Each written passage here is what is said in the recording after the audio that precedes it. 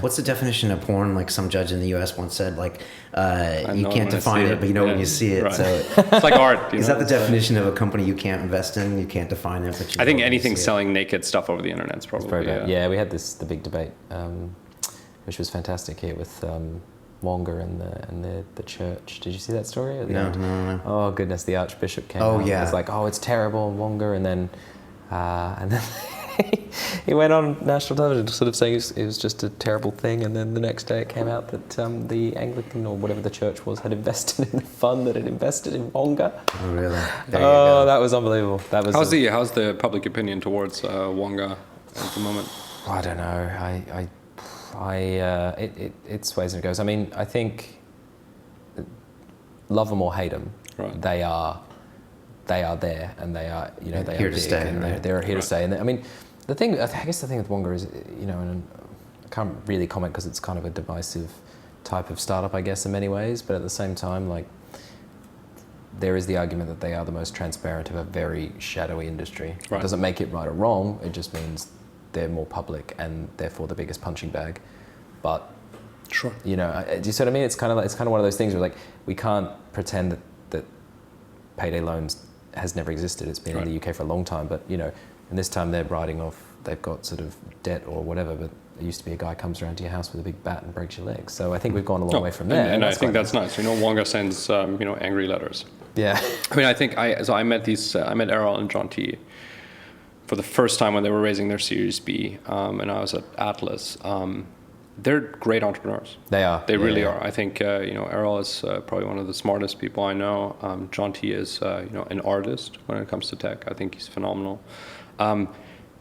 Now they've applied kind of a tech mindset to an industry that was very shadowy. And I'm not sure where I come out on it morally, ethically, but at the very least they're selling a product that a lot of people want, right? And now it's up to public policy to say whether they are too profitable.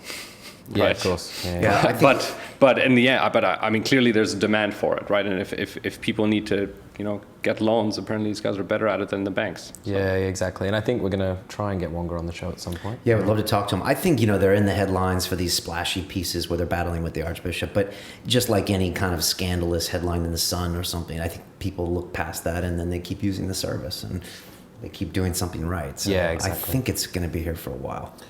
Yeah, I think so. The nice thing about Wonga is that, and it's kind of part of the companies I always mention, is they will drive the new generation of investment in European venture capital, right? I think Wonga going public, Spotify going public, Just Eat, to some extent, Wix, but Rovio and Supercell. There's all these great companies that are kind of about to sell. They're at $1 billion plus kind of valuation. King.com as well. Yeah. And I think, I think at that point, once these companies have demonstrated that you can build a very large tech business in Europe, some of the investors in venture capital funds that have stayed away from the market for the last couple of years are going to come back.